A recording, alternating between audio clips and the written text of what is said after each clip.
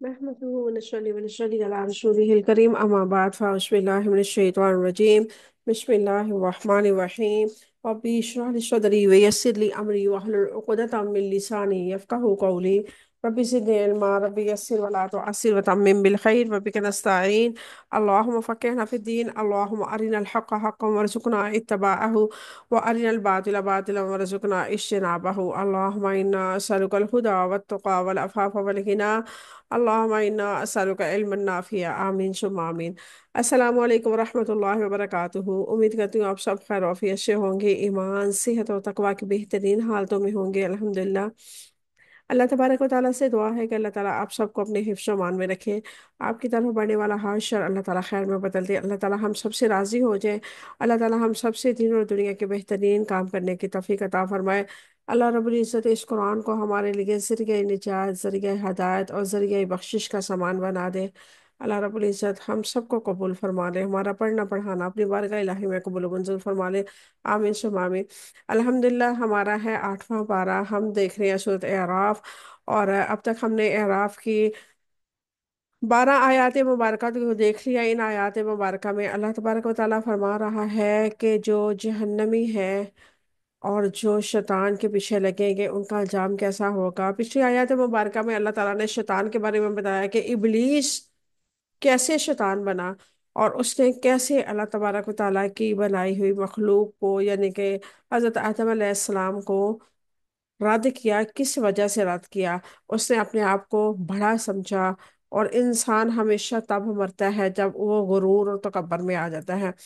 انسان کے اندر جب جب یہ لفظ آ جاتا ہے نا کہ میں بہت اہم ہوں، بہت خاص ہوں، تو تب وہ اپنی جو ہے حیثیت کھو دیتا ہے۔ یہی حال ہوا ابلیس کے ساتھ بھی۔ اللہ تبارک و تعالیٰ سے دعا کرتے ہیں اللہ رب العزت ہم سب کو ابلیس کے شر سے بچائے، ابلیس کے راستے سے چلنے سے بچائے۔ اللہ رب العزت ہمیں دین محمدی پہ چلنے والا بنا دے، صراط مستقیم پہ چلنے والا بنا دے، آمین ثم آمین۔ آغاز کرتے ہیں آج کی کلاس کا۔ اعوذ باللہ من الشیطان الرجیم، بسم اللہ الرحمن الرحیم۔ شروع اللہ کے نام سے جو بڑا مہربان نہایت رحم والا ہے۔ قال، اس نے فرمایا، فاہبط، تم اتر جاؤ، منہا، اس سے، فما، پس نہیں، یکون، ہوگا، لکا، تمہارے لیے، ان، جے کے، تتکبرا، تم تکبر کرو، فیہا، اس میں، فاخرج، سو تم نکل جاؤ، انکا، یقیناً تم، من الصاغرین، ذلیل ہونے والوں میں سے ہو۔ قال، اس نے کہا، انظرنی، آپ مجھے مہلت دیں، الی یوم، دن تک، یبعثون، وہ اٹھائے جائیں۔ قال، اللہ تعالیٰ نے فرمایا، انکا، یقیناً تم، من المنظرین، مہلت دیے جانے والوں میں سے ہو۔ قال، اس نے کہا، فبما، پھر اس وجہ سے کہ میں، اغویتنی، گمراہ کیا آپ نے مجھے، لأقعدن، یقیناً میں ضرور بیٹھوں گا، لہم، ان کے لیے، صراطک، آپ کے سیدھے، آپ کے راستے میں، مستقیم، سیدھے۔ یہ تھی آج کی آیت مبارکہ، اور اب دیکھتے ہیں اس کے روٹ ورڈ۔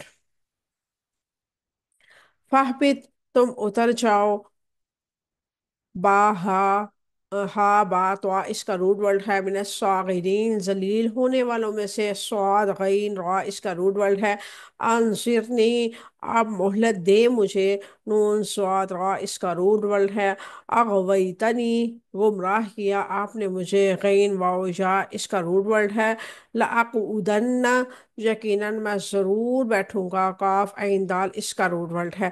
یہ تھے روٹ ورڈ۔ اب دیکھتے ہیں ان کی مختصر سی تفسیر۔ قال فاهبط منها فما يكون لك أن تتغبر فيها فاخرج إنك من الصاغرين۔ اللہ تعالیٰ نے فرمایا، اتر جاؤ اس سے کہ تمہارے لیے یہ نہیں ہوگا کہ تم اس میں تکبر کرو، سو نکل جاؤ، یقیناً تو واقع ہی ذلیل ہونے والوں میں سے ہو۔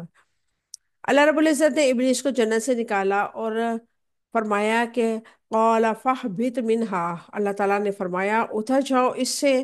اللہ تعالیٰ نے اسے حکم دیا جنت سے اتر جاؤ۔ فما یکون لک ان تتکبر فیہا، اس لیے کہ تمہارے لیے یہ نہیں ہوگا کہ تم اس میں تکبر کرو۔ اللہ رب العزت نے فرمایا تیرے لائق نہیں تھا کہ تو جنت میں رہ کر تکبر کرے، کیونکہ یہ پاک لوگوں کا گھر ہے، خبیث لوگوں کے لیے نہیں ہے۔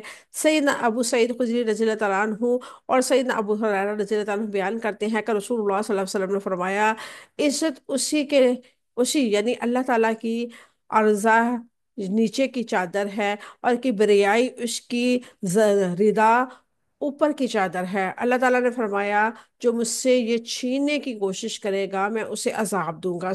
مسلم نے اس کو روایت کیا ہے۔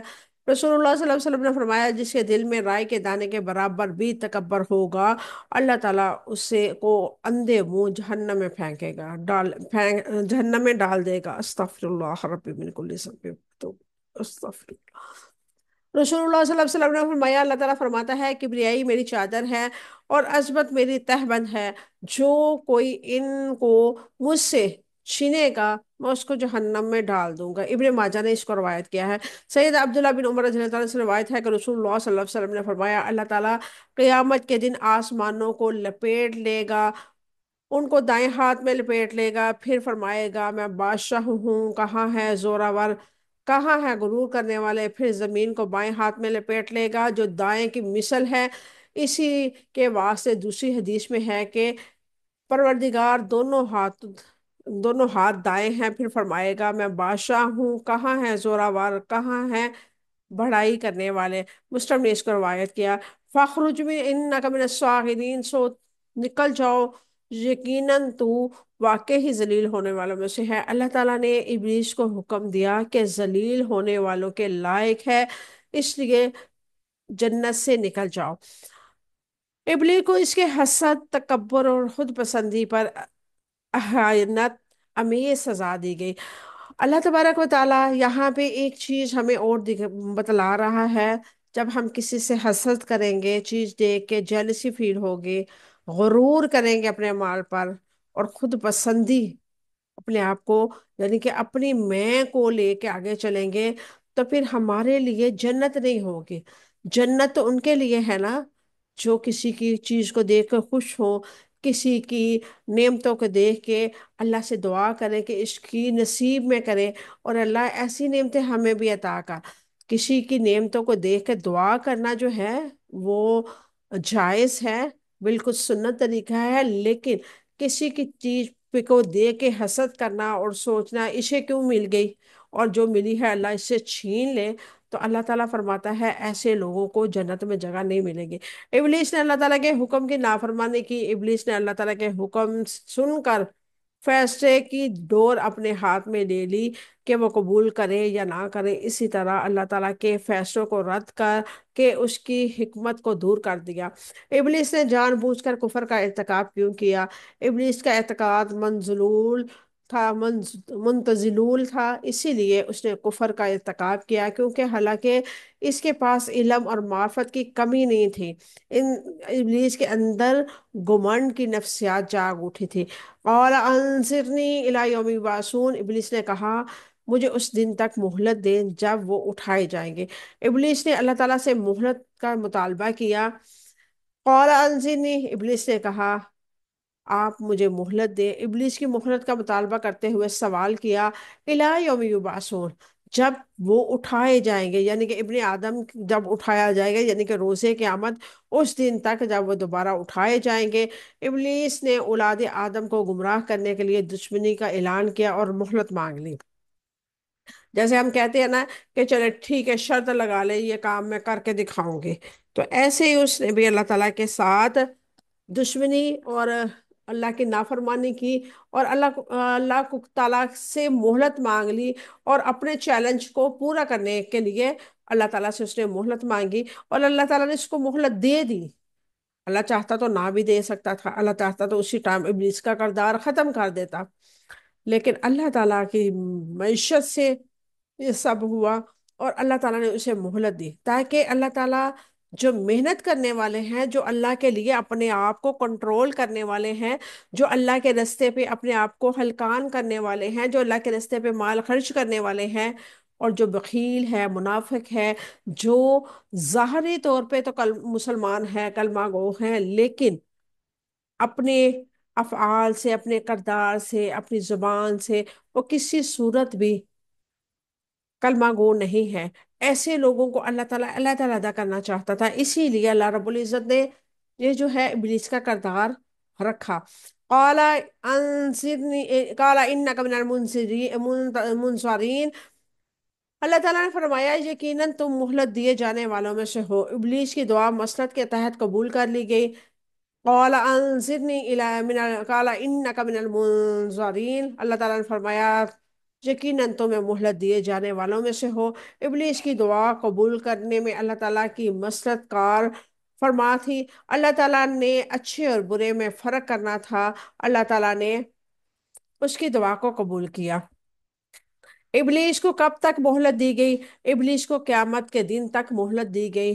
اللہ تبارک و تعالیٰ نے فرمایا قال فإنک من المنظرین الی یوم الوقت المعلوم، اللہ تعالیٰ نے فرمایا بے شک تو مہلت دیے گئے ہو لوگوں میں سے ایسے وقت تک کے دن تک جو معلوم نہیں۔ قال فبما اغویتنی لاقعدن لهم صراطک المستقیم، ابلیس نے کہا پھر اس وجہ سے کہ آپ مجھے گمراہ کیا، یقیناً میں ان لوگوں کے لیے آپ کے سیدھے راستے میں بیٹھوں گا۔ ابلیس نیکی کے ہر راہ میں بیٹھتا ہے۔ فرمایا قال فبما اغویتنی، ابلیس نے کہا پھر میں اس کی وجہ سے آپ نے مجھے گمراہ کیا، یعنی کہ ابلیس نے اس بات کا اعتراف کیا کہ میری یہ مجال نہیں تھی، یہ اللہ کی حکمت تھی۔ ابلیس اللہ تعالیٰ کی رحمت سے مایوس ہو گیا، تو اس نے کہا جیسے آپ نے مجھے گمراہ کیا، اس نے اپنے تکبر اور خود پرستی کو چھپا کے اللہ تعالیٰ پر الزام لگایا کہ آپ نے مجھے گمراہ کیا۔ لَأَقْعُدَنَّ لَهُمْ صِرَاطَكَ الْمُسْتَقِيمَ، یقیناً میں ان لوگوں کے لیے کے راستے میں، سیدھے راستے میں ضرور بیٹھوں گا، یعنی کہ توحید کے راستے میں، قرآن و حدیث کے راستے میں، علم نافع اور عمل صالح کے راستے میں، اسلام کے راستے میں بیٹھوں گا، نیکی کے ہر راستے میں بیٹھ کر لوگوں کو اس پر چلنے سے روکنے کی ہر ممکن کوشش کروں گا۔ سیدھے راستے پہ بیٹھ کر جیسے مراد اللہ تعالیٰ کے راستے اسلام سے دور کرنے کے لیے اس راستے پہ کے پر مورچے لگانا ہے۔ جیسے کہ سورۃ صاد میں اللہ تعالیٰ فرمایا قال فبعزتک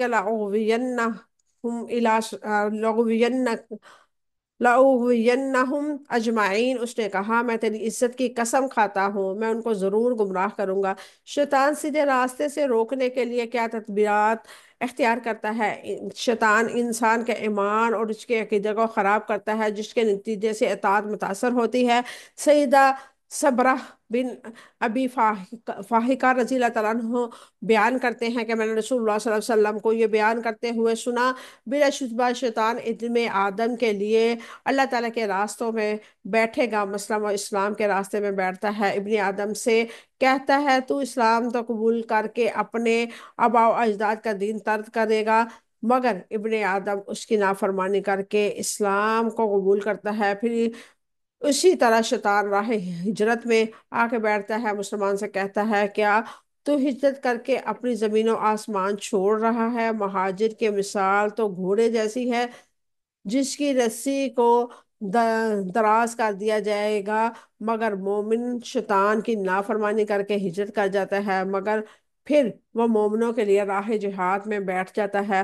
اس لیے کہتا ہے کہ تو بس نفس اور مال کی مشقت ہے، سوائے اگر تو جنگ کرے گا تو مارا جائے گا، تیری بیوی اور سے کوئی اور نکاح کر لے گا، تیرا مال تقسیم ہو جائے گا، مگر مرد مومن شیطان کی نافرمانی کرتے جہاد کرتا ہے۔ رسول اللہ صلی اللہ علیہ وسلم نے فرمایا جو شخص یہ کام کرتا ہے تے فوت ہو جائے تو اللہ تعالیٰ پر یہ حق ہے کہ اسے جنت میں داخل کرے، اگر شہید ہو جائے تو اللہ تعالیٰ پر یہ حق ہے کہ اسے جنت میں داخل کرے، اگر غرق ہو جائے تو اللہ تعالیٰ پر حق ہے کہ اسے جنت میں داخل کرے۔ اسی طرح اگر اس کی سواری اس کو گرا کر دے اور فوت ہو جائے تو اللہ تعالیٰ پر حق ہے کہ اسے جنت میں داخل کرے۔